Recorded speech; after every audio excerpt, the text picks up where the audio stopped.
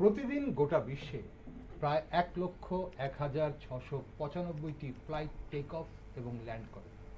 তার মধ্যে ভারতবর্ষে প্রতিদিন গড়ে প্রায় 3,161টি ফ্লাইট ওঠানামা করে এবং উৎসবের মরশুমে অনেকটা বেড়ে যায়। আর এর মধ্যে প্রতিদিন এয়ার ইন্ডিয়া প্রায় 400 ফ্লাইট অপারেট করে। গতকাল অর্থাৎ 12ই জুন ও সব ফ্লাইটের সাথে এয়ার ইন্ডিয়া 171-এর একই শিডিউল ছিল। আহমেদাবাদ থেকে লন্ডন 6,849 কিলোমিটার পথ প্রায় 9 ঘন্টা 45 মিনিটে অতিক্রম করার কথা ছিল এই ফ্লাইটটি।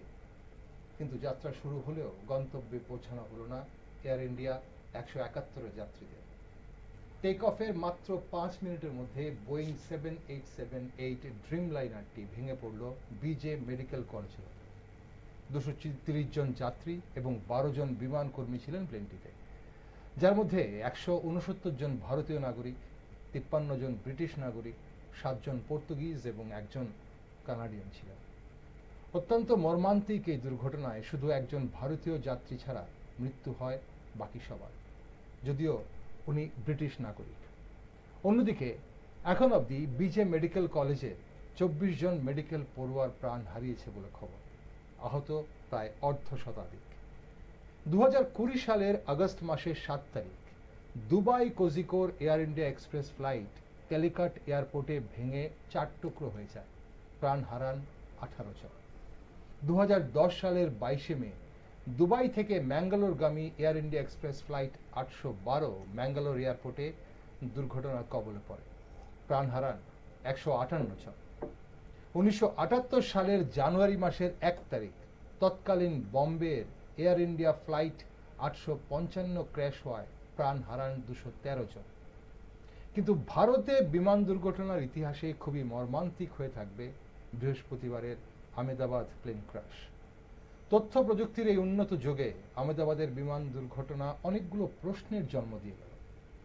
দুর্ঘটনার পেছনে সম্ভাব্য কি কি কারণ থাকতে পারে? প্লেনটির ব্ল্যাক বক্স উদ্ধার হয়েছে। দুর্ঘটনার কারণ তদন্তে এই ব্ল্যাক বক্স কতটা সহায়তা করবে? শেষ মুহূর্তে কি ঘটেছিল? কোনো যান্ত্রিক ত্রুটি হয়েছিল, না পাইলটের কোনো ভুল হয়েছিল? নাশকতার সম্ভাবনা আছে কি? মৃত যাত্রীদের 1 কোটি টাকা করে ক্ষতিপূরণ ঘোষণা করেছে টাটা গোষ্ঠী। মেডিকেল কলেজের মৃত পড়ুয়ারা কি এই ক্ষতিপূরণ পাবে? কেমন হচ্ছে আহতদের চিকিৎসা? ঘটনাস্থল পরিদর্শনে গেছেন প্রধানমন্ত্রী নরেন্দ্র মোদী এবং স্বরাষ্ট্রমন্ত্রী অমিত শাহ। কি কি সরকারি সহায়তা পাবে মৃতের পরিবার এবং আহতরা? এমন নানান বিষয় নিয়ে আলোচনা করতে আমাদের আজকের এই বিশেষ টক শো। নমস্কার, আমি দীপেন আর আপনারা দেখছেন News Vanguard. Ahmedabad plane crash নিয়ে আলোচনা করতে আজ স্টুডিওতে আমার সাথে রয়েছেন বিশিষ্ট বিজ্ঞান কর্মী প্রদীপ্ত রায় এবং বিশিষ্ট সমাজকর্মী দেবাশিস রায়। দুজনকে স্বাগত আজকের অনুষ্ঠানে। প্রত্যুদা, এখন অবধি 265 জন মৃত, ভারতবর্ষের বুকে এক অন্যতম ভয়াবহ বিমান দুর্ঘটনা বলা চলে। হ্যাঁ, ভয়াবহ তো বটেই। আসলে বিমান দুর্ঘটনার সবচেয়ে বড় ভয়াবহতা হচ্ছে মৃতের সংখ্যা। মানে বিমান দুর্ঘটনা এমন একটি ঘটনা যাতে দেখা যায় যে বেশিরভাগ সময় যারা আরোহী থাকেন বিমানে তারা প্রায় সবাই মারা যান। ট্রেন দুর্ঘটনা বা বাস দুর্ঘটনা যেহেতু জমিতে হয়, সাধারণ মানুষ একটা ভরসা থাকে যদি কিছু প্রাণহানিও হয়, আমি যদি যাত্রী হই তাহলে আমি হয়তো মারা যাব না। কিন্তু বিমান যাত্রার ক্ষেত্রে যেটা হয় সবাই মিলে মরে যাব, এজন্য তার ভয় বা ভীতিটা অনেক বেশি থাকে বিমান যাত্রার ক্ষেত্রে।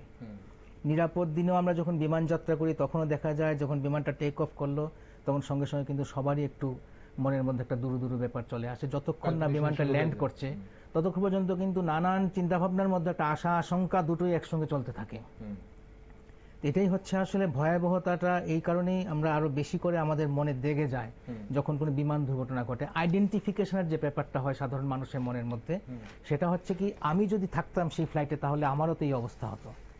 অর্থাৎ মৃত্যু প্রায় 100% নিশ্চিত এমন দুর্ঘটনাগুলি আসলে আমাদের মধ্যে মনের মধ্যে অনেক বেশি ভয়াবহতা নিয়ে আসে। একটি ট্রেন দুর্ঘটনায় 250-300 লোক মারা যায়, 700 লোকও মারা গেছে। কিন্তু সেই ট্রেন দুর্ঘটনার ভয়াবহতার কাছে বিমান দুর্ঘটনার ভয়াবহতা অনেক বেশি এই কারণেই যে ট্রেনে হয়তো 2000 প্যাসেঞ্জার ছিল, মারা গেছেন 700 জন। তো একজন ফিল করতে পারে, আইডেন্টিফাই করতে পারে এভাবে যে বাকি 1300 যারা বেঁচে গেছেন তাদের মধ্যে আমি একজন হতে পারি। কিন্তু বিমান দুর্ঘটনার ক্ষেত্রে তো সেটা সম্ভব নয়। সেই পুরো যারা মৃত মানে প্রত্যেক আরোহী সেখানে মৃত হবে তার মধ্যে আমি একজন হব। এই বিষয়টা আসলে কিন্তু ভয়াবহতাটাকে বেশি করে নিয়ে আসে এবং আলোচনাটাও অনেক বেশি গভীরতর করে নিয়ে আসে, মানুষের মনের মধ্যে সেটা অনেক বেশি দাগ রেখে যায়। ঠিক। এটা হচ্ছে মূল বিষয়। বিভৎসতাটাও অনেকটাই বেশি থাকে ওই বিভৎসতাটা ওই জন্যই আসলে মানুষের মনের মধ্যে বেশি বেশি প্রভাব বিস্তার করে।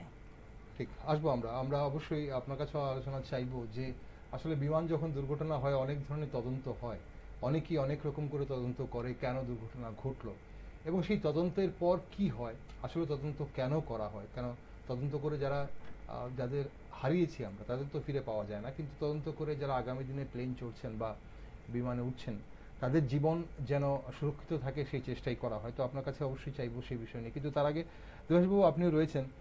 বৃহস্পতিবারের বিমান দুর্ঘটনা একটা মর্মান্তিক দুর্ঘটনা আমাদের ভারতবর্ষের ইতিহাসে, যেটা অনুষ্ঠান শুরু হওয়ার আগে আপনার সঙ্গে আলোচনা হচ্ছিল যে এর আগেও যে ভারতবর্ষে যে বিমান দুর্ঘটনাগুলো হয়েছে তার মধ্যে ভারতের আকাশে মুখোমুখি দুটো বিমানের মুখোমুখি সংঘর্ষ, যেটা কাজাকিস্তান এবং আরো একটি দেশের বিমান ছিল, আর যেটা বলছিলেন যে কনিষ্ক বম্বিং বিমান যেটা সেটা আটলান্টিক মহাসাগরে পড়ে, সেখানেও প্রায় দুটো বিমানের দুর্ঘটনায় প্রায় 300-র উপর মৃত্যু হয়েছে। কিন্তু ভারতের মাটিতে ভারতের কোনো বিমান সংস্থার দুর্ঘটনায় এটাই বোধহয় সবচেয়ে বেশি মৃত্যু এখন অবধি, যতটুকু আমার নলেজ বলছে, যদি আমি ভুল না হয়ে থাকি। কি মনে করেন? প্রথমেই একটা হার্ট ব্রেকিং বা হৃদয় বিদারক একটি মর্মান্তিক ঘটনা আমরা গতকালকের এই মানে এই বিমান দুর্ঘটনায় আমরা দেখলাম। এবং সেটা সত্যি যারা আত্মীয় পরিজন রয়েছে বা যারা মারা গেছে তাদের পরিবারের উপর যে একটা প্রভাব পড়েছে সেটা আমরাও তার সমব্যথী। তো আমি শুরুতেই অন্তত যারা প্রাণ হারিয়েছেন তাদের বিদেহী আত্মার শান্তি কামনা করছি, এবং যারা এখনো ইনজুর্ড রয়েছেন তাদের দ্রুত আরোগ্য কামনা করছি। সত্যি আজকের এই টকশোটা মানে অন্য দিনের টকশোর চেয়ে আমার মনে হয় একটু ব্যতিক্রমী, এই কারণেই যেহেতু আমরা সবাই একটা শোকাবহ পরিস্থিতিতে রয়েছে, একটা ট্রমা, গোটা দেশের জন্য একটা ট্রমা। তো যাই হোক, যেটা AI-171 যে বিমানটা দুর্ঘটনা পতিত হলো, তো আহমেদাবাদ যে international Sardar Vallabhbhai Patel international airport থেকে দুপুর 1:38 সেটা টেক অফ করেছিল। তার ঠিক উইদিন ফিউ সেকেন্ডস, সে 30 সেকেন্ডস 40 সেকেন্ডস 625 ফিট উঁচুতে ওঠার পরেই তার যতটুক এখনো ইনভেস্টিগেশন পর্যায়ে রয়েছে, যতটুক মানে বিভিন্ন সংবাদ সংস্থা থেকে প্রাপ্ত যে সূত্র বা আমরা যা দেখি বিভিন্ন সময়, সে থেকে বোঝা যাচ্ছে যে হয়তোবা ইঞ্জিন দুটো বিকল হয়ে যাওয়ার একটা প্রবাবিলিটি থেকে যায়, যে যার কারণে এই বোয়িং 787 ড্রিম লাইনার, যেটা 12 বছরের পুরনো বিমান ছিল এবং সেটি পুরোপুরি টেক অফ করতে পারেনি, এবং আস্তে আস্তে সেটা ড্রিফটিং ডাউনওয়ার্ডস কয়েক সেকেন্ডের মধ্যে নিচে নামতে নামতে এবং বিজে মেডিকেল কলেজের যে তার ক্যান্টিন সেখানে এসে সেটা আঘাত করে, এবং যে 242 জন যাত্রী ছিলেন তার মধ্যে লোন সার্ভাইভার যে বিশ্বাস কুমার রমেশ, উনি ছাড়া বাকি সকলেই প্রাণ হারিয়েছেন। এবং গুজরাটের প্রাক্তন মুখ্যমন্ত্রী বিজয় রূপানীজি, উনিও এই দুর্ঘটনায় প্রাণ দিয়েছেন। তো স্বভাবতই যে বিষয়টা উঠে আসছে যে এত বড় ভয়াবহ দুর্ঘটনা ঘটেছে, আপনি বলেছেন টাটা গোষ্ঠী, যে টাটা গোষ্ঠী এই এয়ার ইন্ডিয়া ওনারা গভর্নমেন্ট অফ ইন্ডিয়া থেকে সত্ত্ব কিনে নিয়েছিল 2022 সালে। সেটা তো 1932 সাল থেকে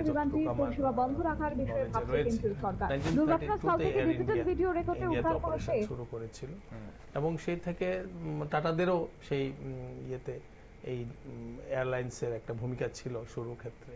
তো যাই হোক, সেটা কি কারণে ঘটেছে সেটা তদন্ত সাপেক্ষ, এবং এটা একটা যিনি একজন বিখ্যাত senior lecturer in fluid mechanics ধ্বংসাবশেষ। বা ওনার নাম জেসন নাইট, ওনার একটা স্টেটমেন্ট আমি গতকালকে এই দুর্ঘটনার পর উনি দিয়েছেন। দ্য এয়ারক্রাফট মানে এই Boeing, the aircraft is design to be able to fly with an engine, so the most likely with one engine, so the most likely cause of the crash is a double engine failure. The most likely cause of a double engine failure is a bird strike. তো উনি যেহেতু মানে এই বিষয়ে aeronautics এর দিক দিয়ে খুবই মানে বিজ্ঞজন, তো ওনার যে মন্তব্য বা স্টেটমেন্ট সেটা দুটো একটি ইঞ্জিনে কিন্তু এই বিমান চলতে পারে, যদিও বিমানটা খুব হেভি ছিল। এখানে যে ফ্লুইড মানে এয়ার টারবাইন ফুয়েল যেটা বিমানে 1.25 লাখ লিটার, মানে ফুললি লোডেড, যেহেতু আপনি বলেছেন প্রায় 10 ঘন্টা জার্নি করবে, প্রায় 10 ঘন্টা জার্নি করবে, সম্ভবত সন্ধ্যা 6:30 এটা মানে ওই এয়ারপোর্টে লন্ডনে ল্যান্ড করার কথা, লন্ডনের সময় প্রায় 6টা, হ্যাঁ 6:30। তো যাই হোক, তো সেই দিক দিয়ে তো fully loaded with air turbine fuel. তো স্বভাবতই যখন এটা আছড়ে পড়লো ওই মেডিকেল কলেজের ক্যান্টিনে, তো এই সময় যে পরিমাণ হিট জেনারেট হয়েছে এবং সত্যি এটা হৃদয় বিদারক ঘটনা। এবং এই উনি যেটা বলছিলেন দীপ্তনুদা, যে ওই মানে এয়ার ক্র্যাশে কারোর বাঁচার কথা নয়, but with the grace of the god একজন লোন সার্ভাইভার উনি তার বেঁচেছেন। তো যেটা বলছিলাম যে একটা ইঞ্জিন দিয়েও কিন্তু এই বোয়িং ড্রিমলাইনার চলতে পারে, তখনই বিকল হবে যখন সেটা দুটো ইঞ্জিন বিকল হবে। তো এই ক্ষেত্রে আরেকটু দুর্ভাগ্য যে আমরা যে মেডের কলের কথা বলছিলাম, এখানে যারা আমরা পরিচিত হয়েছে এই নামে এই দুর্ঘটনার পরে, ফ্লাইট যিনি চালাচ্ছিলেন অর্থাৎ ক্যাপ্টেন, ওনার কিন্তু 8,200 ফ্লাইটিং আওয়ার্স এর যে অভিজ্ঞতা এক্সপিরিয়েন্স ছিল, উনি কিন্তু একটা মেডে কল করেছিলেন। ওই কলে কিছু বোঝাতে চেষ্টা করেছিলেন, কিন্তু ততক্ষণে বিমান ক্র্যাশ হয়ে গেছে। যাই হোক, সেটা মেডেকল অবশ্যই আমরা আসবো। মেডেকল কখন করা হয়? মেডেকল আসলে বেসিক্যালি যখন সবকিছু আউট অফ কন্ট্রোল, মানে বিমানে যারা থাকেন তাদের হাত থেকে যখন টোটালি পাইলট এবং কো পাইলটের হাত থেকে কন্ট্রোলের বাইরে চলে যায়, তখন খুব সম্ভবত মেডেকল করা হয়। তবে এখন প্রশ্ন হচ্ছে যে ব্ল্যাক বক্স তো উদ্ধার হয়েছে, আমরা আসলে তদন্ত কি হবে, আগামী দিন কোথায় যাবে, কারা কি তদন্ত করছে, সরকারি তদন্ত হবে, এয়ারপোর্ট অথরিটি তদন্ত করবে, আর ড্রিমলাইনাররা বোয়িং নিশ্চয়ই নিজস্ব তদন্ত করবে, অন্যান্য সংস্থা তদন্ত করবে, আর যারা নিরপেক্ষ তদন্ত হবে, অনেকগুলো তদন্ত হবে হয়তো। কিন্তু ব্ল্যাক বক্স উদ্ধার হয়েছে, তাহলে দুর্ঘটনার পেছনে সম্ভাব্য কি কি কারণ হতে পারে তা হয়তো ব্ল্যাক বক্স থেকে জানা যাবে। কোনো যান্ত্রিক ত্রুটি হয়েছিল না পাইলটের কোনো ভুল হয়েছিল, নাকি নাশকতার সম্ভাবনা আছে, এই নিয়ে চর্চা চলছে এখন। প্রচুদা, এই যে এখানে এই দুর্ঘটনাটা, এই যে যিনি একজন বেঁচে আছেন বিশ্বাস কুমার বিশ্বাস, উনি যেটা বলেছিলেন যে জাস্ট টেক অফের কিছুক্ষণ মুহূর্তের মধ্যেই একটা বিরাট বড় আওয়াজ ওনারা শুনতে পান, এবং যেটা দেবাশিসদা বলছিলেন যে যদি এই আওয়াজটা হয়ে থাকে, তাহলে যদি একটা ইঞ্জিনে চলতে পারে, তাহলে কোনো ধরনের বার্ড স্ট্রাইক কিছু হতে পারে সম্ভাবনা, সেটার জন্য কি আওয়াজটা হয়েছে, এরকম কোনো কিছু হতে পারে। আর পাশাপাশি পাইলটের এই যে 8,000 প্রায় 300 ঘন্টার যে ড্রিমলাইনার চালানোর যে অভিজ্ঞতা, সেটাও রয়েছে, তাহলে অভিজ্ঞতার নিরিখে উনি অনেকটাই এগিয়ে ছিলেন। একটা সাডেননেসের ব্যাপার আছে, তো ঘটনা আকস্মিকতার একটা ব্যাপার আছে, সেখানে অভিজ্ঞতাগুলোর কাজে লাগে না। বেশিরভাগ ক্ষেত্রে দেখা যায় যে এই ধরনের বিমান দুর্ঘটনা যখন ঘটে, আমরা দেখবো যে পাইলটরা চালান তারা অনেকেই অভিজ্ঞ, বেশিরভাগই অভিজ্ঞতা সম্পন্ন পাইলটই থাকেন। আন্তর্জাতিক ফ্লাইট যখন চালান ওদের তো একটা বিশেষ অভিজ্ঞতা থাকতেই হয়, ফলে বেশিরভাগ ক্ষেত্রে দেখা যায় যে পাইলটের ভুল ত্রুটি হলেও অভিজ্ঞতার অভাব কোনো ক্ষেত্রেই আমরা খুব একটা দেখিনি পাইলটদের বা কো পাইলটদের। এখন এই ঘটনাটা তো একদম আকস্মিকভাবে হয়ে গেছে না, মাত্র মানে ফ্লাই করার 30 সেকেন্ডের মধ্যে যদি ঘটনা হয়ে থাকে, তাহলে নিয়ন্ত্রণ নেওয়া খুব কঠিন হয়ে যায়।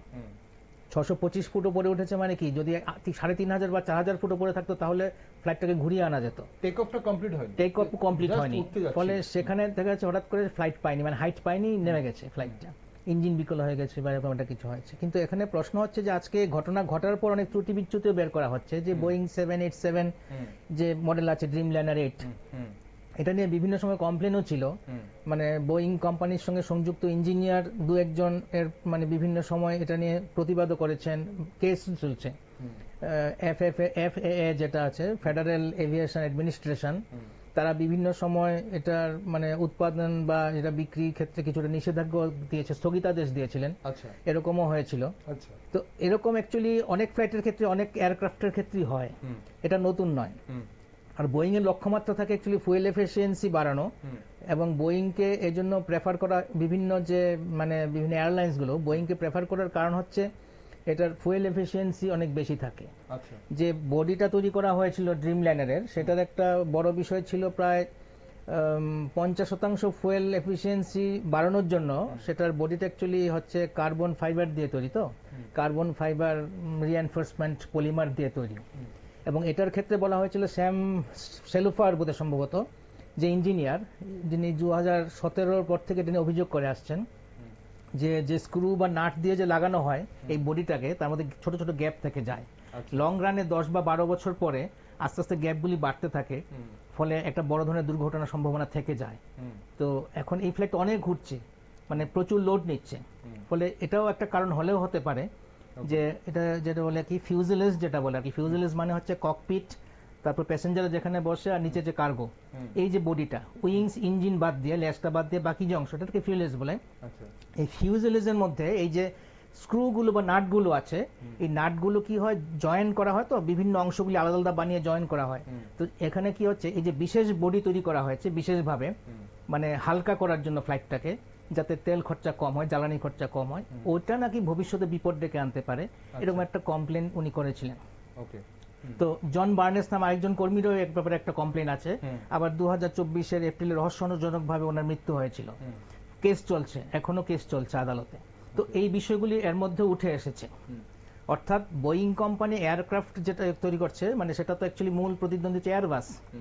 এয়ারবাসের মার্কেট শেয়ার আর বোয়িং এর মার্কেট শেয়ারের কাছাকাছি আছে, কিন্তু এয়ারক্রাফটের ক্ষেত্রে এয়ারবাস একটু এগিয়ে আছে, কারণ এয়ারবাসের অটোমেশন অনেক বেশি আছে, বোয়িং ম্যানুয়াল অপারেশন বেশি করে। মানে রোবাস্ট টেকনোলজি, শক্তপোক্ত হয়, হালকা পাতলা হয়, এফিশিয়েন্ট হয়, কস্ট এফেক্টিভ হয়, এই জন্য বোয়িং এর ডিমান্ড আছে। কিন্তু অটোমেশনের দিক থেকে বা মানে পাইলটদের ক্ষেত্রে অনেক বেশি সুবিধাজনক হচ্ছে এয়ারবাস। ডোমেস্টিক এয়ারলাইন্স হিসেবে মানে ডোমেস্টিক ফ্লাইটের জন্য এয়ারবাসকেই বেশি প্রেফার করা হয়, আর আন্তর্জাতিক উড়ানের জন্য বোয়িংকে বেশি ফেভার করা হয়। আর বড় বড় বিমানগুলি সাধারণত বোয়িং কোম্পানি বানায়। এরাই দুজন, এই দুই কোম্পানি হচ্ছে মূল প্রডিউসার। এক্ষেত্রে দেখা গেছে যে এই অভিযোগগুলি ছিল একসময় ম্যাক্স নিয়ে, 737 ম্যাক্স অ্যাক্সিডেন্ট যখন হয়েছিল ইথিওপিয়ান এয়ারলাইন্স, তারপরে পরবর্তী সময় মালয়েশিয়ান এয়ারলাইন্স হয়েছিল, তখন কিন্তু মানে এটা নিয়ে ইস্যু উঠেছিল ম্যাক্স 737 নিয়ে। তো ওইটা কি হয়েছে, পরবর্তী সময় অনেক ঝামেলা টামেলার পর আবার ম্যাক্স 737 চালু হয়েছে। এখন আবার এটাকে একটু বন্ধ করা হয়েছে ড্রিমলাইনারকে। তার মানে এই নয় যে ড্রিমলাইনার চলবে না, ভবিষ্যতে চলতে পারে। আর মোটামুটি 1200-র উপর ড্রিমলাইনার 3টে মডেলের কিন্তু সারা পৃথিবী জুড়ে চলছে এবং ভালোভাবেই চলছে। এবং এটা প্রথম অ্যাক্সিডেন্ট, মানে ফ্যাটাল অ্যাক্সিডেন্ট এটাই প্রথম হলো ড্রিমলাইনারের। আর গত বছর একটা হয়েছিল ল্যাটাম এয়ারলাইন্সের ক্ষেত্রে, হয়েছিল সাউথ আমেরিকাতে, সেখানে 50 জন উন্ডেড হয়েছিল, হঠাৎ করে ফল করেছিল, সাডেন ফল করেছিল, হঠাৎ করে 2000 ফিট না কত সাডেন ফল করাতে মানে আহত হয়েছিল 50 জনের মতো। এটা দক্ষিণ আমেরিকাতে হয়েছিল এই ড্রিমলাইনার। এর বাইরে বড় ধরনের দুর্ঘটনা কিছু হয়নি। তো ঘটনা ঘটে গেছে, এটা মানে হয়ে গেছে হয়তো, কিন্তু কিছু কিছু রিস্ক ফ্যাক্টরস ছিল, এটা বোঝা যায়। এবং সেটা অনেকের ক্ষেত্রেই থাকতে পারে, অনেক ফ্লাইটের ক্ষেত্রে, অনেক কোম্পানি, অনেক প্রোডাক্টের ক্ষেত্রেই থাকতে পারে। তো কিন্তু এখন সবচেয়ে বড় ব্যাপার হচ্ছে মেইনটেনেন্স। মূল আলোকপাতটা হবে মানে ত্রুটি, যে মানে প্রোডাকশনের ত্রুটি আছে, তো থাকতে পারে, নাও থাকতে পারে, বা লং রানে দেখা গেল সারা জীবন ফ্লাইট চললো, মানে এই ফ্লাইটটা সার্ভিস দিল এয়ারক্রাফটটা, কিন্তু কিছুই হলো না, এরকমও হয়েছে। কিন্তু দেখা যাচ্ছে যে কোনো কোনো ক্ষেত্রে মানে হয়তো লাখে একটা বা মানে মিলিয়নে একটা এরকম ঘটনা ঘটে যায়। তাহলে এটা কি আমরা দুর্ভাগ্য বলে আমরা এড়িয়ে যাব? কেন লাখে একটা মিলিয়নে একটা দুর্ভাগ্য ব্যাপারটা হলো চান্স ফ্যাক্টর হয়ে গেল এই ফ্লাইটের মধ্যে। সেটা এই ফ্লাইটটা তো হয়ে গেছে। এই ফ্লাইটটা তো আহমেদাবাদ এসেছিল দিল্লি থেকে, তখনও তো এমন কোনো সমস্যা হয়নি। থেকে অনেক পুরনো ফ্লাইট, কিন্তু তখনও হয়তো আকাশে ঘুরছে, সেটাই আছে, হয়ে গেছে সেটা। সেক্ষেত্রে ওইটাই হতে পারে যে কোনো কারণে যে ইঞ্জিন ফেলিওর হয়েছিল, এটা হচ্ছে মেইনটেনেন্সের সমস্যা থেকে হওয়ার সম্ভাবনা বেশি আছে। মেইনটেনেন্সের দায়িত্ব তো আর কোম্পানির থাকে না, তখন থেকে সংশ্লিষ্ট যে এয়ারলাইন্স চালাচ্ছে তাদের উপর দায়িত্ব থাকে। এক্ষেত্রে একটা বড় প্রশ্ন আসে, আসলে এয়ার ইন্ডিয়া যখন ভারত সরকার থেকে যখন অধিগ্রহণ করে নিল টাটারা, আগেও একটা সময় এয়ার ইন্ডিয়া টাটারই অধীন ছিল, বহু বছর আগের কথা। এখন আবার যখন নেওয়া হচ্ছে, এই সেকেন্ড ফেজে এসে দেখা গেছে যে আসলে কি হয়, মানে কস্ট এফেক্টিভ করার জন্য একটা ফ্লাইটকে প্রচুর রান করানো হচ্ছে।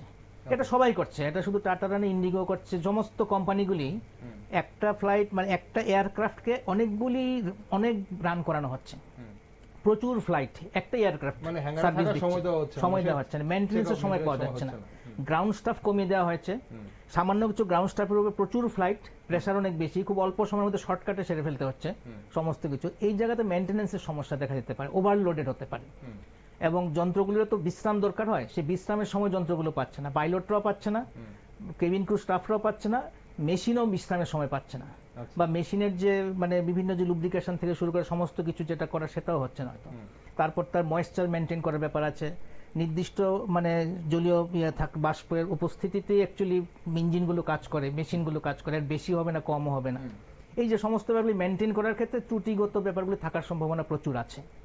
কারণ কি হচ্ছে যে এখন এত মানুষ ফ্লাইটে চলাচল করছে, ফ্লাইটের সংখ্যা এত বেশি বেড়ে গেছে, সেই তুলনায় কিন্তু এয়ারক্রাফটের সংখ্যা ততটা বাড়েনি, এবং অনেক এয়ারক্রাফট কিন্তু লিজে নেওয়া হচ্ছে, সেটা তো নিজস্ব নয়, এদের লিজে নেওয়া হচ্ছে, এবং অনেকেই দেখা যায় 10-12 বছরের পুরনো, 15 বছরের পুরনো এয়ারক্রাফটও চলছে। এক্ষেত্রে এই জায়গায় একটা বড় সমস্যা থাকতে পারে। ডিজিসিএ বিভিন্ন সময় বিবৃতি দেয় ঠিকই, কিন্তু ডিজিসি এর মনিটরিং এক্ষেত্রে কতটা হয়, বা বিভিন্ন যে কোম্পানিগুলো আছে, এয়ারলাইন্সগুলো আছে, তাদের উপর কন্ট্রোল প্রকৃত অর্থে কতটা আছে, সেটা একটু মানে প্রশ্নের উদ্রেক করেই। যেমন প্লেনের টিকিটের দাম কোনো নিয়ন্ত্রণ নেই, এটা পুরোপুরি ছেড়ে দেওয়া হয়েছে এয়ারলাইন্সের উপরে, তারা তা বলবে যে আমরা লস করে কেন চালাবো, এই সমস্ত যুক্তিগুলো তো অবশ্যই থাকে। ঠিক সেরকম ভাবে মেইনটেনেন্সের ক্ষেত্রেও মনিটরিং কতটা হয় ডিজিসি এর, সেটা নিয়ে প্রশ্নচিহ্ন আছে, এবং আজকে ঘটনাটা ঘটেছে বলে আমরা এত আলোচনা করছি, না ঘটলে সেটা আলোচনা আসতো না। ঠিক। এখন এয়ারপোর্ট এই জায়গাতে যেখানে সামান্য ত্রুটি বা সামান্য ধরনের কোন রকমের গাফিলতি মানুষের জীবন একদম এভাবে মানুষের জীবনে বিপদ ডেকে আনতে পারে, সেখানে মনিটরিংটা কতটা গুরুত্বপূর্ণ। আপনার কি মনে হয় এখানে এই যে ব্যাপারটাতে এই মনিটরিংটা কতটুকু স্ট্রংলি করা হয়, বিশেষ করে এয়ারক্রাফট মেইনটেনেন্সের ব্যাপারটা? দেখুন, এই বিষয়ে তো মানে উনি যেটা বলেছেন এর বেশি আমার অন্তত জানা নেই। আমি অনেকটা দাদা থেকে জানলাম বিষয়গুলো, যেহেতু টেকনিক্যাল অ্যাসপেক্ট, তো সেটা নিশ্চয়ই এখন যেহেতু এটা ইনভেস্টিগেশনের পর্যায়ে রয়েছে, তো সেটা ঠিক করা হবে কি অ্যাকচুয়াল কজ অফ অ্যাক্সিডেন্ট কি ছিল, সেটা মানে ব্ল্যাক বক্স বা আদার ইনভেস্টিগেটিভ, না সেটা তো নিশ্চয়ই এইবার এই প্লেনটা কেন ক্র্যাশ করেছে সেটা ব্ল্যাক বক্স থেকে হোক বা বিভিন্ন যে তদন্ত হবে সেই ইনভেস্টিগেশনের পরে সেটা বেরিয়ে আসবে। কিন্তু ইন হোল ইন জেনারেল আমরা যে কথাগুলো বলা হচ্ছিল বা প্রত্যেক যে কথাগুলো বলছিলেন, যে এই যে প্লেনগুলো প্রতিনিয়ত উঠছে, আকাশে উঠছে, একটা প্লেন কতক্ষণ উঠছে, কতক্ষণ ওরা উচিত, এবং সে কতক্ষণ ওড়ার পর তার একটা ফুল মেইনটেনেন্স হওয়া প্রয়োজন, হ্যাঙ্গার থাকা প্রয়োজন, এগুলো সঠিক মনিটরিং হচ্ছে কি সেটা মানে কি মনে হয় এই মুহূর্তে আমি এটা বলার মতো অবস্থায় নেই, যেহেতু আমি আমার কাছে সেটা হচ্ছে কিনা একটা প্রশ্ন, অভিযোগ এখন উঠতেই পারে, যেহেতু একটা অ্যাক্সিডেন্ট ঘটেছে, একটা মানে এরকম বিষয়ে সামনে এসেছে, তো সেটা থাকতে পারে, মানে অস্বীকার করার কোনো মানে সুযোগ নেই। কোনো না কোনো জায়গায় হয়তো ল্যাপসেস রয়েছে, কারণ প্রত্যেকটা কোম্পানি প্রফিট মোটিভ নিয়ে কাজ করে, সেটা বলার অপেক্ষা রাখে না। তো every company has to sustain, যেরকম অনেক কিংফিশার এয়ারলাইন্স সেটা সার্ভাইভই করতে পারেনি, ইট হ্যাজ গন এক্সটিংক্ট, লুপ্ত হয়ে গেছে। তো কোম্পানিগুলিকেও সার্ভাইভ করতে হলে they should look for profit, but that should not be at the cost of the lives of passengers. যেহেতু প্যাসেঞ্জারের নিরাপত্তাটা সর্বোচ্চ, এবং এই ক্ষেত্রে গতকালকে বা আজকে যে বৈঠক হয়েছে সর্দার বল্লভভাই ইন্টারন্যাশনাল এয়ারপোর্টে, সেখানে অনারেবল প্রাইম মিনিস্টার চেয়ার করেছেন সেই বৈঠক। তো এখানে এয়ারপোর্ট সঙ্গে রিলেটেড যে অফিসিয়ালসরা ছিলেন, আধিকারিকরা ছিলেন, they also participated in the meeting. তো এই ক্ষেত্রে বলা যায় যে মানে ইন ফিউচার কিভাবে প্যাসেঞ্জার সেফটিকে দেখতে হবে, there must be some profit oriented motive, but that should not be at the cost of the passenger safety. সেই ব্যাপারে আগামী দিনে কি কি স্টেপ নেওয়া যেতে পারে সেটা ব্যাপারে পর্যবেক্ষণ চলছে। That is too early to say at this point of time. তো যেটাই হয়েছে আমরা একটু অপেক্ষা করতে হবে। কিন্তু এই যে ড্রিমলাইনারের দিকে যে আঙুল উঠছে এবং ড্রিমলাইনারকে নিয়ে যে অনেকগুলো অভিযোগ আসছে এখন, আর এবং সেই অভিযোগগুলো এখন আরো বেশি গাঢ় হচ্ছে, যেমন আমরা সামাজিক মাধ্যমে দেখছি অনেকেই হয়তো এই ফ্লাইটেই ছিলেন, একজন উনি দাবি করেছেন যে দিল্লি থেকে আহমেদাবাদ এই ফ্লাইটটাই করে উনি এসেছেন 2 ঘন্টা আগে, এই ফ্লাইটে উনি ছিলেন এবং উনি দেখাচ্ছিলেন যে কিছুই চলছে না, কোনো ইলেকট্রনিক ডিভাইস সেখানে কাজ করছে না, না এসি কাজ করছে না, যে এয়ারোস্টেসদের ডাকার জন্য যে সুইচ থাকে, না লাইট, কোনো কিছু কাজ করছে না। তো এই যে দাবিগুলো, এগুলো কি ইঙ্গিত করে? মানে তাহলে মানে ফ্লাইটটা একটা ইন্টারন্যাশনাল ফ্লাইট উড়ান নিল, কিন্তু তাই এগুলো কাজ করলো না। আমিও দেখলাম সেই ভিডিওটা, যদিও এগুলো অথেন্টিক কিনা আমরা নিউজ ব্যাংকার থেকে এটা সোশ্যাল মিডিয়াতে এসছে, ঠিক। তো এটার সত্যতা কতটুকু সে ব্যাপারে আমরা বলতে পারবো না। যদি সেটা হয়েই থাকে, that is a serious negligence on the part of the airline operator. সেটা কেন হয়েছে, মানে যদি সত্য হয় তাও বলছি, কিভাবে হয়েছে সেই সময় সে যদি আরেকটু পর্যবেক্ষণ করা হয়তো, তখন হয়তো আমরা এই বড় দুর্ঘটনা এড়িয়ে যেতে পারতাম। তো এই সমস্ত কিছুই এখন স্পেকুলেটিভ। ওকে, নাশকতার কোনো সম্ভাবনা এই মুহূর্তে মানে কেন আমরা যেভাবে এই মুহূর্তে ভারতবর্ষের যে কন্ডিশন ছিল কিছুদিন আগে পাকিস্তানের সঙ্গে আমাদের যেটা হলো, এখন অপারেশন সিন্দুরের পর কোনোভাবে নাশকতার কি কোনো সম্ভাবনা দেখছেন এখানে? সেটাও মানে এখান থেকে বসে আমরা মানে স্পেকুলেট না করা ভালো। এখন ইনভেস্টিগেটিভ এজেন্সিগুলো তার ইয়ে করছে, তার মধ্যে একটু সংযোজন করা যায় যে তুরস্ক যারা মানে এই ধরনের ফ্লাইট মেইনটেনেন্সের জন্য নিয়োজিত ছিল, তো দে আর কানেক্টেড উইথ পাকিস্তান। তারপরে ভারত সরকার সিদ্ধান্ত নিল যে না, এদেরকে দিয়ে ফ্লাইট মেইনটেনেন্স বা ফ্লাইট অপারেশনস, যেগুলো টেকনিক্যাল অ্যাসপেক্টস, যেটা তুরস্ক অ্যাজ এ কান্ট্রি সেটা পেয়েছিল এই বরাতটা, তো সেটাকে সাসপেন্ড করা হয়েছে। তো সাসপেন্ড করলে তো মানে সেটা হয়েছে, তো সেটার পজিটিভ ইম্প্যাক্ট থাকা চাই। এখন কোথাও কি হয়েছে, কোথাও কোনো কনস্পিরেসি রয়েছে কিনা, it is subject to investigation, যেটা ডিজিসিএ করছে, director general of civil aviation, আরো ইন্টারন্যাশনাল এজেন্সি, লন্ডনের ব্রিটিশ মানে যারা আছে ইনভেস্টিগেশন এজেন্সি, এবং আমেরিকারও ইনভেস্টিগেটিভ এজেন্সি, এই ইন্ডিয়ান যে ইনভেস্টিগেটিভ এজেন্সি তাদেরকে কোঅপারেট করছে। তো যাই হোক, রেস্কিউ অপারেশনস এখনো চলছে। তো রেস্কিউ অপারেশনস শেষ হওয়ার পর আগামী 2-3 দিনে হয়তো আমাদের কাছে একটা পরিষ্কার চিত্র ফুটে আসবে, the actual cause of accident, কেন হয়েছে এবং কিভাবে হয়েছে, সবকিছু হয়তো আমাদের চোখের সামনে চলে আসবে, আমরা অবশ্যই পেয়ে যাবো সেই চিত্র।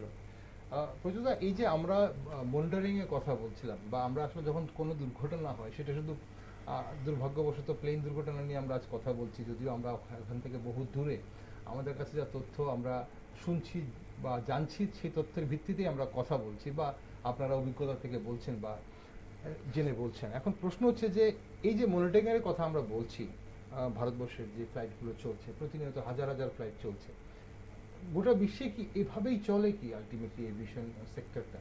মানে মনিটরিংটা কি এভাবেই থাকে? বিশ্বে একটা বড় সমস্যা হচ্ছে যে প্রাইভেট এয়ারলাইন্স গুলি কি হচ্ছে, বেশি লাভের জন্য কার্গো আছে না, মানে অন্যান্য মালপত্র বহনের কাজটা অনেক বেশি করছে। সেক্ষেত্রে একটা ইমব্যালেন্সড হওয়ার চান্স সবসময় থাকে।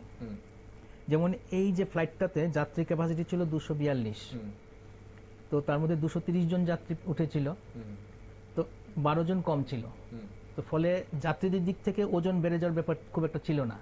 কিন্তু দেখার বিষয় আছে, যারা বিশেষজ্ঞ তারাও সন্দেহ করছেন যে কোনো কারণে বিমানের ভর অনেক বেশি হয়ে গেছিল, যে কারণে কি হয় যে একটা মানে ফরওয়ার্ড একটা পাওয়ার অ্যাপ্লাই করতে হয়, তো ওঠার সময়, টেক অফের সময় প্রায় 91 মেগাওয়াট পাওয়ার জেনারেট করতে লাগে। সেই ক্ষেত্রে কি হয়, পাইলটরা সাধারণত মানে যতটা ওদের বলা হয় যে বিমানের ওয়েট এত আছে, তার উপর নির্ভর করে ওরা থ্রাস্টটা মেনটেন করেন। সেক্ষেত্রে হিসেবের কোনো গোলমাল যদি হয়ে যায়, মানে কার্গোতে যত মালপত্র তোলা হয়েছে সেটা যদি ঠিকভাবে ডিক্লেয়ার্ড না করা হয়, তখন পাইলটের অ্যাজাম্পশন যেটা থাকবে, মানে যতটা ওয়েট আছে প্যাসেঞ্জার এবং কার্গোর মালপত্র সমেত, তার উপর নির্ভর কিন্তু থ্রাস্টটা দেওয়া হয়। সেক্ষেত্রে যদি কোনো ক্যালকুলেশনে প্রবলেম হয়ে যায়, তাহলে দেখা যাবে যে পাওয়ার জেনারেট করতে হবে সেই পাওয়ার জেনারেট হতে হয়নি। এটা নির্ভর করে মানে ফ্লাইটের মোট ভর কত আছে তার উপরে। অভিকর্ষজ বল যেটা, সেটাকে তো এড়িয়ে তারপর উঠতে হবে, তো তার বিপরীতে উঠতে হবে। এবং সেই জন্য যে ফোর্স দিতে হবে সেই ফোর্সের ক্ষেত্রে প্রবলেম হয়। Okay. তো এটাও সন্দেহ করা হচ্ছে যে কোনো কারণে ভর হয়তো বেশি ছিল, ফোর্স কম ছিল, সেই জন্য ইঞ্জিন মানে ওই সময় কাজ করা বন্ধ করে দিয়েছিল ওই মুহূর্তে, সেটা সন্দেহ করা হচ্ছে। এগুলি সবই তো পরবর্তী সময়ে পরিষ্কারভাবে জানা যাবে। তো এক্ষেত্রে একটা বড় বিষয় হচ্ছে এই যে কন্ট্রোল করা, এই যে প্রাইভেট এয়ারলাইন্সগুলি বেশি লাভের জন্য এই যে বেশি পরিমাণে মাল পরিবহন করছে, মালপত্র পরিবহন করছে, জিনিসপত্র পরিবহন করছে, এই ব্যাপারটাতে কন্ট্রোল করার বিষয়টা কিন্তু খুব জরুরি হয়ে দাঁড়িয়েছে। আজকে বিভিন্ন যে অনলাইন যে শপিং চলছে, এই যে বিভিন্ন কোম্পানিগুলো প্রচুর পরিমাণে কিন্তু এই কার্গোতে মানে ইসে করছে, মানে কুরিয়ার হিসেবে ব্যবহার করছে কার্গোকে, এবং যাত্রীবাহী বিমানগুলিকে ব্যবহার করা হচ্ছে। এছাড়া তো কার্গো ফ্লাইট আছেই। তো এই যাত্রীবাহী বিমানে বেশি পরিমাণে এই যে জিনিসপত্র তোলা হচ্ছে, সেটাও কিন্তু ভবিষ্যতে কোনো না কোনো ক্ষেত্রে হয়তো এমন হাজারে একটা বিপদ ডেকে আনতে পারে। তদন্ত করলে সব জানা যাবে, কিন্তু এই যে বিমানের ভর বেড়ে যাওয়া, এটাও একটা কারণ হিসেবে কিন্তু এখানে দেখা হচ্ছে, যে কারণে হয়তো বিমান মানে পাওয়ারটা জেনারেট করতে পারেনি ওই সময় পাইলট, এবং যখন ব্যাপারটা বোঝা গেছে তখন আর কিছু করার ছিল না, যেহেতু হাইট অনেক কম ছিল। এটা 3500 বা 4000 ফুট উপরে হলেও সেখানে হয়তো পাইলট ফ্লাইটটাকে ঘুরিয়ে নিয়ে এসে আবার ইমার্জেন্সি ল্যান্ডিং এর চেষ্টা করতে পারতেন। তো এই হচ্ছে বিষয়টা। তো সেখানে কি হচ্ছে যে আজকে প্রাইভেটাইজেশনের ফলে কতগুলি বিষয় হচ্ছে, যেটা যে প্রচুর পরিমাণে এই ওয়ার্কলোড একটা বড় সমস্যা হিসেবে দেখা দিচ্ছে।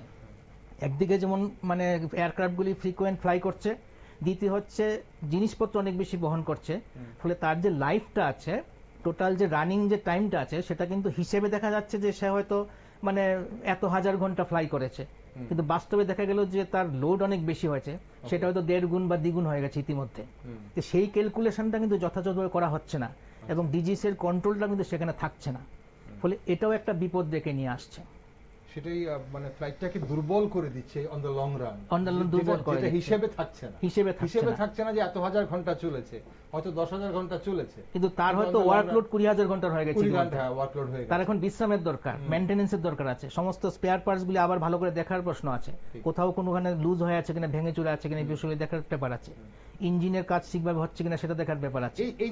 এই সমস্ত বিষয়গুলি দেখতে হয়। তো এখন বোয়িং 787 কে গ্রাউন্ড করার যে সিদ্ধান্ত নেওয়া হয়েছে, এবং সেটাকে তারপরেও বলা হয় বোয়িং 787 ড্রিমলাইনার হচ্ছে সেফেস্ট মানে এয়ারক্রাফটদের মধ্যে অন্যতম বলা হয়, কারণ 2011 সালে ড্রিমলাইনার আনার কারণই হচ্ছে যে নিউ জেনারেশন এয়ারক্রাফট হিসেবে সেটাকে আনা হয়েছে, এবং সমস্ত জায়গা থেকে বিপদের যে সম্ভাবনাগুলি আছে সেগুলিকে কমিয়ে আনার জন্য এই এয়ারক্রাফটটা করা হয়েছে।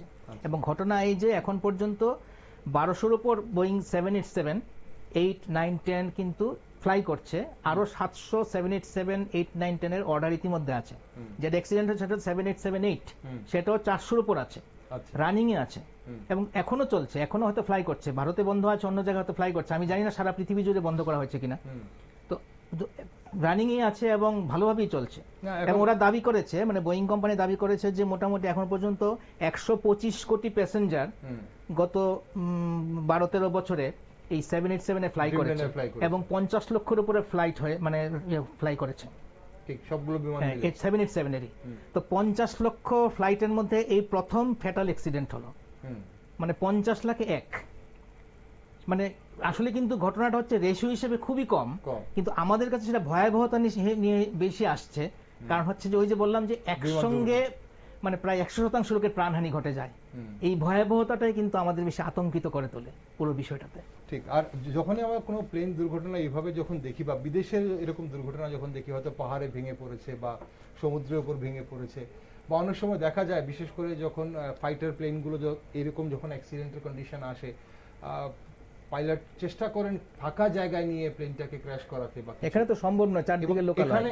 এখানেই প্রথম আমরা এমন হলো ভারতবর্ষে, যেখানে একদম পুরো মনে হলো যেখানে কিছুই করার ছিল না পাইলটের, এবং জাস্ট টেক অফ করেছে, ফুল মানে ফুয়েল যেটা সম্পূর্ণ পুরো ফুয়েলটা ছিল, প্রায় 1.5 লক্ষ লিটার ফুয়েল ছিল, এবং সেই ফুয়েল নিয়ে পড়াতে নিচেও এত বিভৎসতারা হয়ে গেল, যেখানে হোস্টেলের ওপর পড়েছে। এখন বোয়িং 787 কে গ্রাউন্ড করানোর যেটা বিরোধিতাও করা হচ্ছে, এখন ইউএসও বলেছে যে এই মুহূর্তে বোয়িং 787 কে গ্রাউন্ড করানোর কোনো কারণ খুঁজে পাওয়া যাচ্ছে না।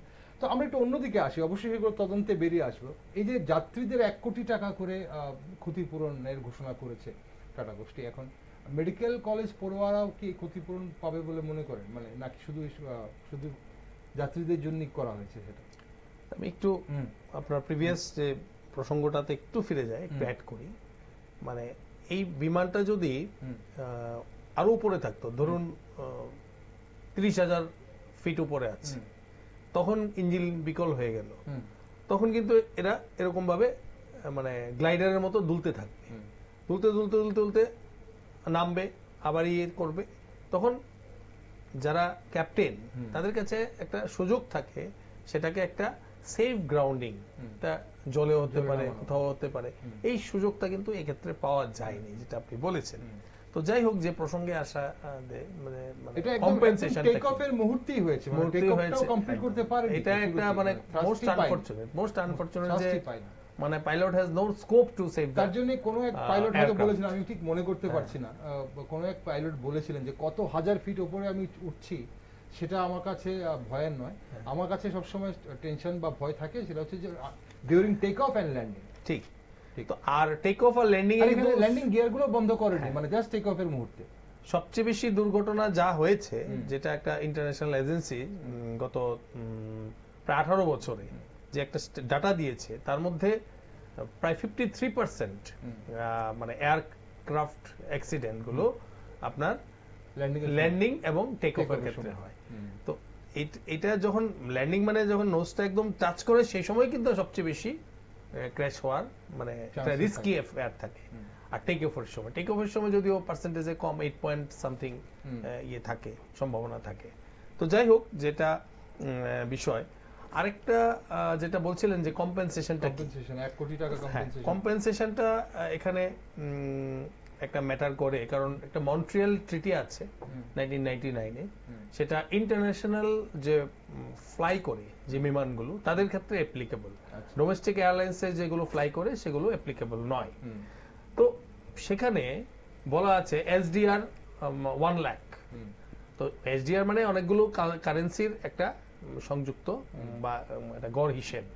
তো সেই অনুযায়ী তো এটা 1 লাখ এসডিআর বলা আছে যে এতটা কম্পেনসেশন করতে হবে যে এয়ারলাইনার থাকবে। তো সেক্ষেত্রে টাটা গোষ্ঠী এই বিমান চালায়, টাটা গ্রুপ। তো ওনাদের যে চেয়ারম্যান এন চন্দ্রশেখরন, তো উনি যেটা ঘোষণা করেছেন যে সেই হিসাব অনুযায়ী হয়তো যেটা একটা ট্রিটি আছে, সেই চুক্তি আছে, সেটাতে ভারতবর্ষ সাইন করেছিল। তো সেই অনুযায়ী 1 কোটি টাকা ওই যে রেশিও সে অনুযায়ী পাবে। তো আরেকটা বিষয় যেটা আমাদের ভারত সরকার করছে, তো এখানে এনডিআরএফ এর প্রায় 7টা টিম রেস্কিউ অপারেশনস করছে। আর এই মুহূর্তে যে বিমান যাত্রীদের যে ভয়াবহ মানে আফটারমাথ, যেটা ঝলসে গেছে একদম, তো দে আর নট বিং আইডেন্টিফাইড, শনাক্তকরণ সম্ভব হচ্ছে না। এখন এখানে যারা রিলেটিভ আছে, তাদেরকে ক্লোজ ব্লাড রিলেশনে যারা আছে, তাদেরকে কল করা হচ্ছে, তাদের ডিএনএ স্যাম্পল নিয়ে, এবং যারা ওই হসপিটালে। তো এখানে উল্লেখ্য প্রায় 100 doctors from local Ahmedabad, they are putting their best efforts to treat the injured ones. তো এই ডিএনএ স্যাম্পল গুলো টেস্ট করার পরই মৃতদেহ সরকারের পরিবারের হাতে তুলে দেওয়া হয়, যেখানে তাদের রেসপেক্টিভ হোমল্যান্ড সেখানে পৌঁছে দেওয়া হবে। এটা ভারত সরকার দায়িত্ব নিয়েছে। অনারেবল প্রাইম মিনিস্টার নিজে ভিজিট করেছেন আজকে, অনারেবল হোম মিনিস্টার থেকে শুরু করে যারা সিভিল এভিয়েশন মিনিস্টারও ভিজিট করেছেন। তো এটা কম্পেনসেশনটা একটা হচ্ছে যেটা কোম্পানি এটা বিয়ার করবে। আরেকটা যেটা ইন্স্যুরেন্সের বিষয়, সেটা যেটা জানা যাচ্ছে যে এই ক্র্যাশের ফলে প্রায় ইন্স্যুরেন্স কোম্পানিগুলিকে অ্যারাউন্ড 2.5 বেড়ে যাচ্ছে, হাইক হচ্ছে, প্রায় 2400 কোটি টাকার মতো, 2 থেকে 5% বাড়ার সম্ভাবনা আছে। 2400 কোটি টাকার মতো একটা কম্পেনসেটরি একটা প্যাকেজ এদের ইন্স্যুরেন্স কোম্পানিগুলিকে পে করতে হবে। তো এটা আরেকটা সাইড।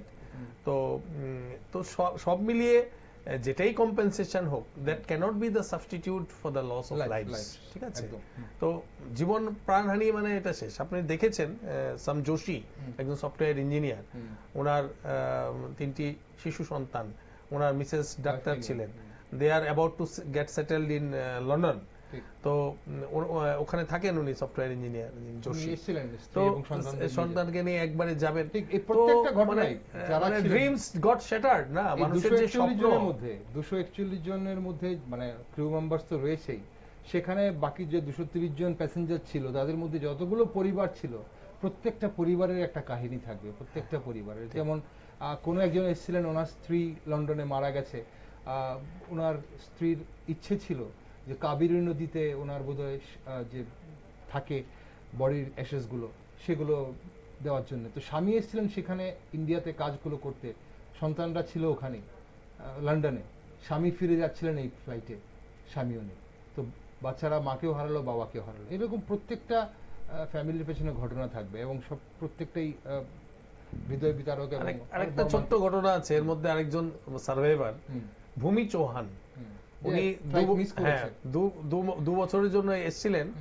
তো ওনার হাজবেন্ড থাকে লন্ডনে চাকরি করেন, তো উনি এবার ফিরে যাচ্ছিলেন। তো আমাদের রোডের ট্রাফিক জ্যামে ওনার 10 মিনিট লেট হয়ে গেছে। তো অনেক বলা বলির পরেও ওনাকে মানে এয়ারলাইন অথরিটি অ্যালাউ করেনি টু ফ্লাই দ্য মানে এই এয়ারক্রাফটটা। তো সম্ভবত উনি যখন ফিরে এসেছেন মানে উনি ইজ থ্যাঙ্কিং গড যে এভাবে মানে ভগবান বাঁচিয়ে দিয়েছে। যাই হোক, এটা মানে অনুভূতিগুলি ট্রাফিকের জন্য যেভাবে ট্রাফিক জ্যাম হয়ে যায় বিভিন্ন বড় বড় মেট্রো সিটিগুলোতে, এই ট্রাফিকের জন্য অনেকে জীবন চলে যায়, কারণ ট্রাফিকে হয়তো ঠিক সময় গিয়ে হসপিটালে পৌঁছতে পারে না, অ্যাম্বুলেন্স গিয়ে পৌঁছতে পারে না, ট্রাফিক জ্যামে আটকে যায় মানুষ। আর ঠিক এই ট্রাফিক জ্যামের জন্য ওনার জীবন বিচিত্র। পবিত্রদা, এই যে জায়গাটাতে আমরা এখন যেখানে পড়ুয়াদের কথা বলছি, আমরা ফ্লাইটের কথা তো বললাম, যে পড়ুয়াদের যেখানে উপরে সেখানে এই প্রায় 24 জন পড়ুয়া নিহত হয়েছে। এবং শুধু পড়ুয়া নয়, এই 24 জনের মধ্যে আরো অন্যান্য স্টাফরাও, ক্যান্টিন স্টাফরাও খুব সম্ভবত আছে, সেগুলো বেরিয়ে আসবে এক এক করে। বাকি অনেকেই প্রায় অর্ধশতাধিক উন্ডেড আছেন। তাদের অবশ্যই ট্রিটমেন্ট চলছে এবং যেটা দেবাশবাবু বলছিলেন যে সব রকম ভাবে সরকার চেষ্টা করছে সেখানে বেস্ট ফ্যাসিলিটি দিয়ে তাদেরকে সুস্থ করে তোলার জন্য। তারা কি কম্পেনসেশনের মানে অ্যাটলিস্ট টাটা থেকে কোনো কম্পেনসেশন দাবি করতে পারে? মানে সরকার থেকে তো নিশ্চয়ই এটা ক্ষতিপূরণ কিছু পাবে, কিন্তু টাটা থেকে কিছু পাওয়ার সম্ভাবনা আছে? দাবি তো করতেই পারে। এখন যে পরিস্থিতি আছে সেখানে আবেগের ব্যাপারটা প্রচুর মানে বেশি আছে। তো এখন অনেক ঘোষণা টোষণা হয়ে যাবে। এবার ঘটনা ঘটে যাওয়ার 4 মাস বা 5 মাস বা 6 মাস পরে পরিস্থিতি কি হয় সেটা হচ্ছে আসল। কিছু কিছু ক্ষেত্রে ইন্স্যুরেন্স কোম্পানির তো কিছু মানে সে থাকে তো, কাজকর্ম থাকে তো, সেটা যেমন টাটা কোম্পানি যে 1 কোটি টাকা দেবে, টাটা কোম্পানি নিজেদের পকেট থেকে দেবে না তার ইন্স্যুরেন্স কোম্পানি দেবে, সেটা তো প্রত্যেক যাত্রীর ইনসিওর থাকে, মানে ইন্স্যুরেন্সের আওতাধীন থাকে। তো সেখান থেকেই তো অ্যাকচুয়ালি 1 কোটি টাকা পাওয়ার কথা। কোম্পানি পকেট থেকে কি দেবে সেটা জানা নেই, কিন্তু ওখান থেকেই পাওয়ার কথা আর কি। তো সেক্ষেত্রে তো প্যাসেঞ্জাররা হয়তো পেয়ে যাবে। আর যারা অন্যান্য যে হোস্টেলে যে ছাত্ররা, এদের ক্ষেত্রে, পড়ুয়াদের ক্ষেত্রে এখন শেষমেশ আবার লিগ্যাল ফাইটে যেতে পারে। ওরা দাবি করবে, তখন টাটা কোম্পানি বলবে যে না আমরা কেন দেব, পরে একটা আলোচনা করে একটা কিছু নিষ্পত্তি তো আসতে পারে। কিন্তু ট্রেন দুর্ঘটনার ক্ষেত্রে আমরা বিভিন্ন সময় দেখেছি যে বহু লোক মারা যায়, আইডেন্টিফাই করতে পারে না অনেককেই, তাদের তো কম্পেনসেশন পাওয়ার ব্যাপারই থাকে না। এছাড়াও যারা আইডেন্টিফাইড যারা হয় তাদেরও অনেকে কিন্তু কম্পেনসেশন পায় না, বিশেষত জেনারেল কামরা যারা থাকেন, গরিব মানুষ যারা, তাদের ক্ষেত্রে এই ক্ষতিপূরণ পাওয়া বিশাল মুশকিলের ব্যাপার হয়। কারণ এই যে দৌড়দৌড়ি করা, আইনগত ঝামেলা যে মেটানো, এগুলি তারা জানেই না কিভাবে কি করতে লাগবে। তো গরিব মানুষ তো সব জায়গাতেই ভিকটিম হয়। ট্রেন দুর্ঘটনার ক্ষেত্রে গরিব মানুষরাই বেশি ভিকটিম হয়, কারণ জেনারেল কম্পার্টমেন্টগুলো সামনে এবং পেছনের দিকেই থাকে এবং ট্রেনের দুর্ঘটনার শিকার এই অংশগুলি বেশি হয়। তো এক্ষেত্রে কিন্তু বহু ক্ষেত্রে দেখা গেছে যে 6 মাস, 1 বছর, 2 বছর, 3 বছর হয়ে গেছে, ক্ষতিপূরণ পায়নি শেষ পর্যন্ত। আমার নিজস্ব কিছু অভিজ্ঞতার ব্যাপারে আছে। কিন্তু ফ্লাইটের ক্ষেত্রে যেটা হয় যে যেহেতু সেখানে ইন্স্যুরেন্সের ব্যাপারটা থাকে, তো সেখানে প্যাসেঞ্জাররা বা তাদের পরিবাররা সেটা পেয়ে যায়। আর এখানে তো একটা অভিনব ব্যাপার হয়েছে, মানে এই ঘটনাটা তো মানে আনপ্রেসিডেন্টেড। একবার বিহারে হয়েছিল, কিন্তু সেখানে কেউ মারা যায়নি, সম্ভবত আহত হয়েছিল, কিন্তু এখানে প্রায় 24 জন মারা গেছেন। ফলে এই ক্ষেত্রে যেহেতু মানে আগের কোনো ঘটনা সেরকম নেই, সেক্ষেত্রে ক্ষতিপূরণ পাওয়ার ব্যাপারটা কিভাবে সমাধান হবে সেটা এখন তো বলা খুব মুশকিল। কিন্তু ক্ষতিপূরণ তো অবশ্যই পাওয়া উচিত, সেটা আমরা স্বাভাবিকভাবে সবাই বলবো। ভারতবর্ষে যেসব এখন অব্দি যে প্লেন দুর্ঘটনাগুলো হয়েছে, ঠিক মানে প্লেনের প্যাসেঞ্জার ছাড়া নিচে এত মানুষ একসঙ্গে ফ্যাটালিটি, এটাই বোধহয় খুব সম্ভবত প্রথম এত ফ্যাটালিটি। একটু অ্যাড করি এখানে, বিজে মেডিকেল কলেজ, তার ক্যান্টিনটা প্রায় অলমোস্ট ডিভাস্টেটেড। সেটাকে রিনোভেট করে বা এটাকে পুরোপুরি বানিয়ে দিবে, সেটা কিন্তু টাটা চেয়ারম্যান ঘোষণা করেছেন। তো আমার মনে হয় যে যেহেতু মানে টাটা গ্রুপ অফ কোম্পানিজ, তাদের একটা মানে তাদের Goodwill আছে। প্রফিটের প্রায় মোর দেন 50% দে ইনভেস্ট ইন সোশ্যাল ওয়ার্ক, ঠিক আছে? তো সেটা আমরা সেই রতন টাটার চেয়ারম্যান ছিলেন, উনি আজকে নেই। তো ওনাদের যে ট্রেডিশন যে to work for the society, সেটার থেকে বলা যায় যে they will not be retreated to give compensation to the medical students and যতটুকু খবর আছে এখানে একজন ডক্টরের ওয়াইফও মারা গেছেন ক্যান্টিনে, তখন উনি খাচ্ছিলেন। তো সেটা নেহাতই আমার মনে হয় না কোনো মেজর ইস্যু হবে in while paying compensation to the victims, because এটা কিন্তু ইকুয়ালি যারা প্যাসেঞ্জার ছিলেন এবং যারা সেই ক্যান্টিনে খাচ্ছিলেন বা যেখানে রোড সাইডে যে মানে ধ্বংসাবশেষ পড়েছে, এখানে অনেক ক্যাজুয়ালিটিস থাকতে পারে। তো সেটা টোটাল ফিগারটা এখনো ইয়েট নট ফুলি ডিক্লেয়ার্ড। তো আমরা হয়তো ক্যাজুয়ালিটি আরো বাড়তে পারে। তো এটা সবটাই মনে হয় কোম্পানির বহন করা উচিত, এবং গভর্নমেন্ট অফ ইন্ডিয়াও কি করবে সেটাও মানে কিছু একটা করা উচিত, কম্পেনসেট করা উচিত, তাদেরকে করা হবে। অনুষ্ঠানের সময় ফুরিয়ে গেছে, জাস্ট 1 মিনিট সময় আছে হাতে। ছোট্ট করে এয়ার ইন্ডিয়ার উপর মানুষের ভরসা এই ঘটনাটার পর কিছুটা কি কমবে, ডগবগ হবে বলে মনে করছেন? এগুলি প্রাথমিক প্রতিক্রিয়া, তো কিছুদিন পরে আবার সেটা হয়তো থাকবে না, কারণ মানুষের কতগুলো বাধ্যবাধকতা আছে। এয়ারলাইন্স কটা আছে? এই 4-5টা এয়ারলাইন্সে তো ঘুরিয়ে ফিরে চলছে। এয়ার ইন্ডিয়ার হাতে এখন ভিস্তারা আছে, এয়ার এশিয়া তো মানে টাটারই ছিল, এবং বিভিন্ন মার্চ করে যাচ্ছে না। তো আসলে ভারতে এখন কটা এয়ারলাইন্স চালু আছে? খুব বেশি তো নেই। মানুষের কাছে অপশন কি আছে? অপশনই তো নেই। তো ভরসা থাকুক বা না থাকুক, দেখা যাবে যে এই কটা এয়ারলাইন্সের উপরে তো চলতে হবে। এবং যেহেতু অনেকটাই একচেটিয়া চলছে সমস্ত কিছু, ফলে সেক্ষেত্রে যাত্রীদের যে স্বাচ্ছন্দ্য দেওয়ার কথা সেক্ষেত্রে কম্প্রোমাইজ করেই তো চলছে। এবং আমরা যখন ফ্লাইটে চড়ি আমরা দেখতে পাই যে অনেক কিছুই নেই।